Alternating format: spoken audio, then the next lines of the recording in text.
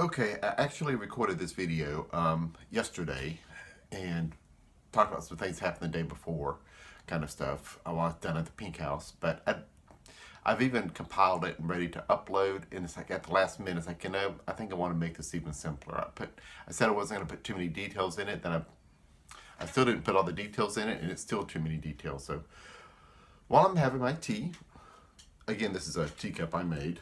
So the other one's in the dishwasher that you saw earlier, but having my tea, I'll read you this. Down at the river. Sometimes for me, it seems like there's some symbolism in different dreams, or this particular dream seemed almost like a memory. Not a dream, but almost a memory. So it stopped up nose again. It's just constant lately, just stopped up sinuses. But anyway, this memory, I went down there and made a connection to the source again. And this memory kept flashing through my head. And things started connecting. Once again, things started connecting. This particular memory was of, I'm going to put it in big generic terms, not in specific details, but basically, I found my heart.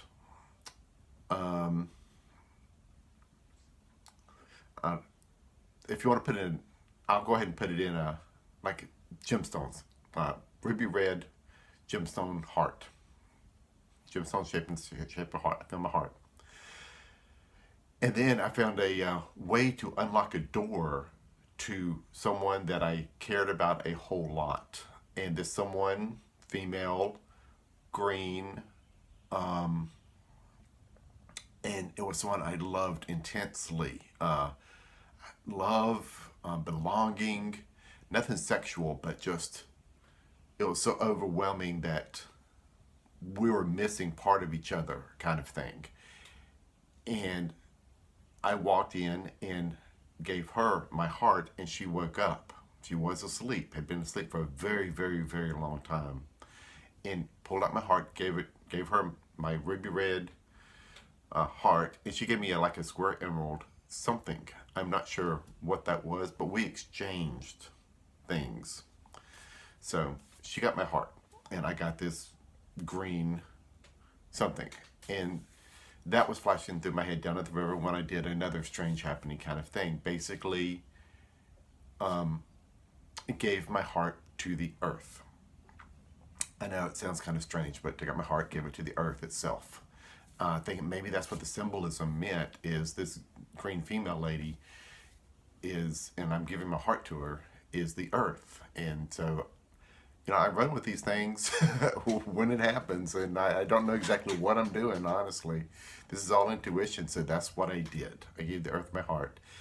And in return, what happened was this, I talk about this armor. This on the outside is emerald green color and a mirror on the inside. Well, what happened then is it started rotating and almost became alive. It became aware of what I'm feeling, what I'm thinking. And so if I'm needing it to all, like a mirror, all go straight forward on everything, on the outside forward, it does that. Outside backward, it does that. If I need all the green to focus inward toward me, it does that. With all the mirror reflecting outside, it does that. It's very mobile, where it was static. It was very still and locked in that position. Now it's not. Almost like I could release it from me and go around someone else if needed. It's really weird. So I'm still learning. I don't know. Intuition again. I let it run. I just let it run. But it is not sentient, but kind of aware of its own. It's odd. I don't know what it is. I don't know. What that means is I need more tea, is what that means. Okay, so that was very general terms. I did one other thing while I was down there with this armor after I learned to rotate it and focus the mirror part forward. So I faced some of these dark entities and gave them a warning. Across the planet, I know it's weird. It's weird. It's time for them to find another home, go somewhere else. Which brings up a couple of other things that were linking while I was down there with this source connection, again, kind of thing. More tea, must have more tea. Because there was that connection, me giving my heart to the earth. And then the other thing that started flashing through my head is for my strange happening number one, the only way I could visualize some of this as a 2-year-old kid was a book showing the history of the earth before and after. And then I mentioned that there was another place for people to be that was like perfection. It's the way things are meant to be, the way people are supposed to live without hate, fear, anger, without all this dark stuff. And that's the way they live. And we're still currently in this part. And there's another part we're trying to move to. I'll mention that strange happening number one. What I also mentioned is that there were pages in between. There was this blank space in between one and the other. This blank space where nothing's there. And what started to realize, how do you make that connection? How do you connect the two? What happens? How do people go from one to the other? How do you get there? And I had no hint or no clue how to, think about that, how to go about doing something like that. How do you connect the two where people can move from one to the other? And then when I saw that Louisa video about the heart, it's like, wait a minute, you're talking about the lower 3 chakras, the upper 3 chakras, and the thing that connects them is the heart. And it all started clicking. It's like, wait a minute. So can the heart be used to connect what is to what is to become? Is it the heart that connects that? If it connects the chakras like that, and then the heart is the connection point. Same thing when another reason I gave my heart to the earth, because all this was going through my head all at the same time. When I'm talking about information and flashes and things happening in my head, all this was going on in the same time. So that's why I gave my heart to the earth, thinking that might be part of it, to move the earth, because that's what part of these starseed people are trying to create, another dimension. And this earth may stay here like it is, I guess, in this lower realm, and then the other earth comes apart into this newer realm, higher realm, and some people will stay here and some people will stay here. So not everybody can be taken. I want, my workaround was trying to take everybody, and it doesn't seem like that's going to happen. So live and learn. I live and learn, because that universal consciousness said no. If you saw some of the other videos, it said no, not allowing a workaround. So it's like, all right, I guess. Anyway, so that's what I did. Gave my heart to the earth this weekend. Now, all of this sounds wild and crazy. I know. It does. It's just my life. But don't worry, I'm not lost in the woods. Or, let's say, not lost at sea. And there's a reason I'm saying this, lost at sea and swimming and all this. While I was down there, I had done all this, about to drive home, the thing that was going through my head is like, all this is crazy for most people. How do they even comprehend it? And I said, maybe they could comprehend it in the realm of, like, if you're swimming in the ocean and there's a riptide, because we're here and swim in the Gulf of Mexico from Louisiana, and they do have sometimes riptides, but not like California or other big places, riptides, but they're deadly. And the way to do a riptide, if you're swimming in it, is, and it's so overwhelming, you can't fight against it. You don't fight against a riptide. You let yourself go, and you have to go with it and just swim along the beach kind of as you're being pulled out. And eventually the riptide ends, and you may be far out to sea, but without exhausting yourself, if you haven't exhausted yourself by this point and know where the shore is, you can swim back to it, but try not to exhaust yourself. So that's what this is like. And I was picturing that down at the Pink House, about to come back. It's like, this is like swimming in a riptide. This would be my second time to swim in a riptide, trial and error kind of things.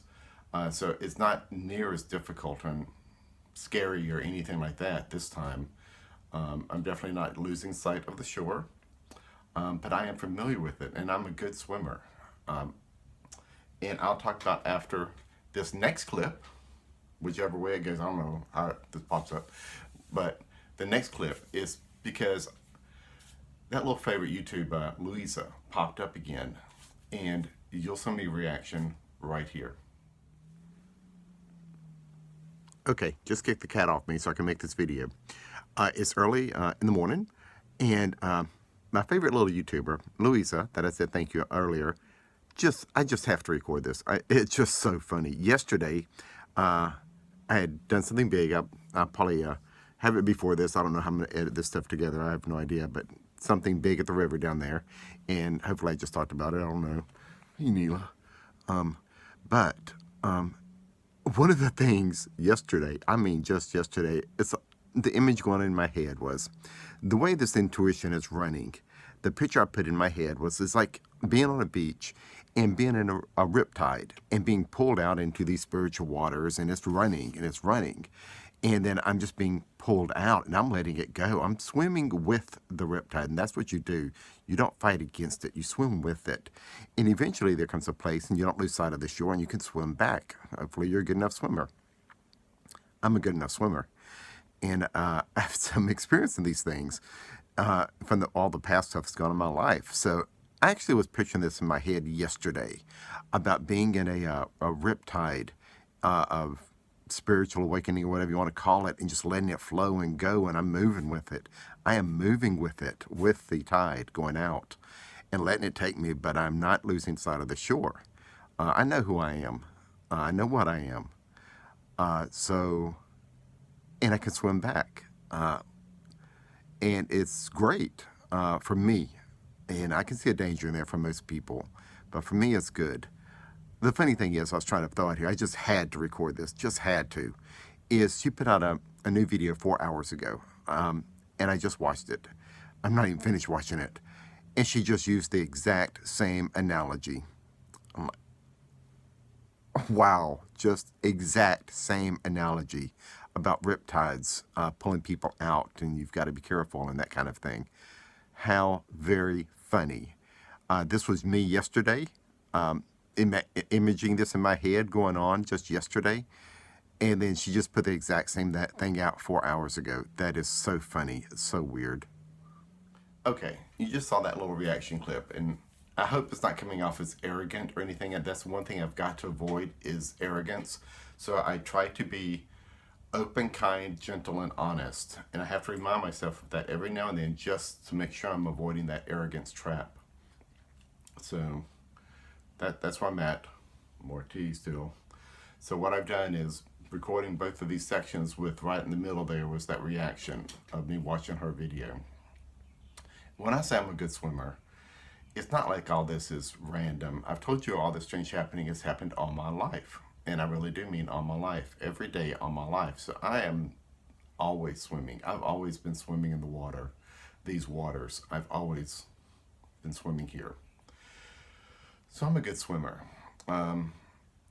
Even, just a funny thing I was thinking about the other day, even when me and my wife got married, our anniversary is May 1st. We're married on May 1st, which is, in the pagan world, Beltane.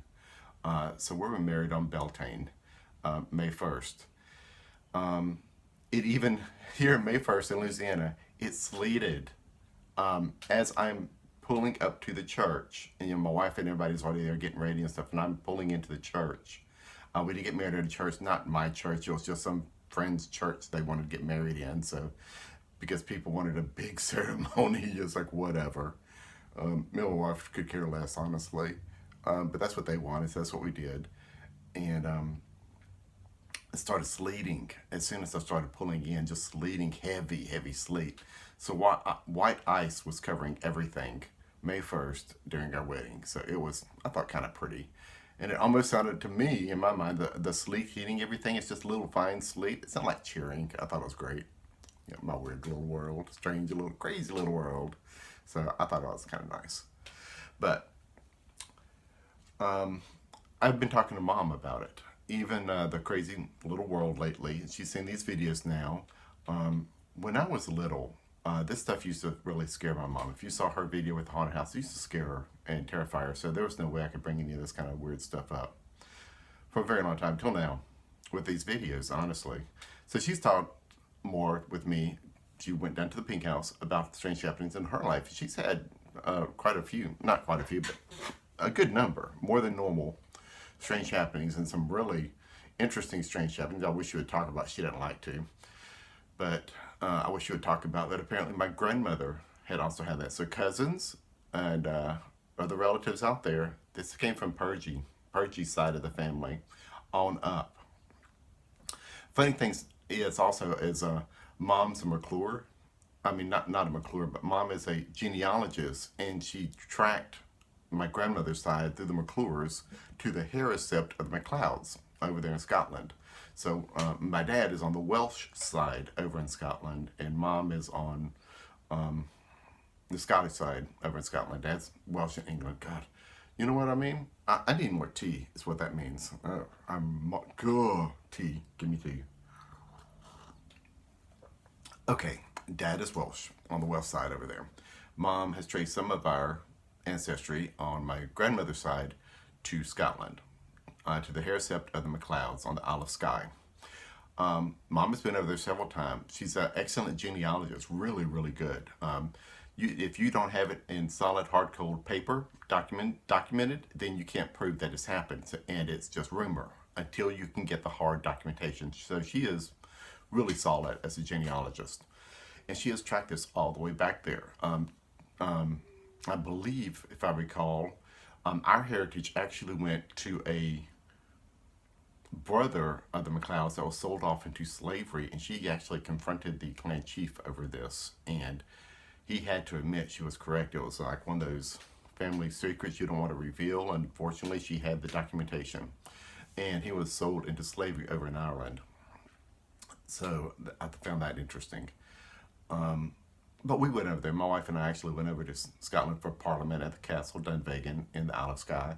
And one of my favorite pictures I wanted to put up here real quick was me and my wife sitting on Ferry Bridge over on the Isle of Skye. Not Isle of Skye, but over in Scotland. Is that Isle of Skye? God, I need more tea in the morning here. So here it is. But I'm going to try to find one other picture and put it up right now. If I find it, it's right here.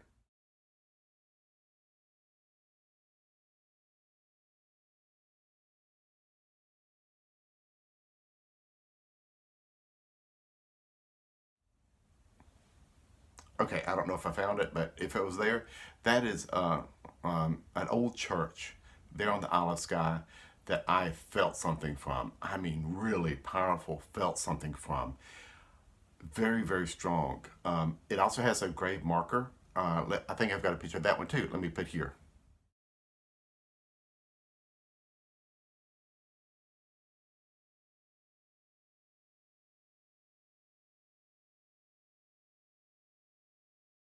So, but that little wet spot on it never dries, has never ever dried. It stays wet all the time. And there's local agents, it may be tears or something from someone, and it never ever dries. So I found that interesting. But at that point, that place, I could feel something very, very powerful at that location. Went to Stonehenge, all that. I really didn't feel much at all from Stonehenge. But this place, that was something. It felt like you could walk off the edge of the world into another realm, is what it felt like. It was that strong. So when I say I'm a good swimmer, I've been swimming in this for a very, very long time, every day. So it's nothing unusual. It's just the way I deal with it because I don't have anybody else to talk to. I have just started talking to this this cell phone, iPhone 5, old 5S, I think. So this is the first time I've been able to talk to anything or anyone. So there it is. This is just how I've been. It's the way it is. So still learning.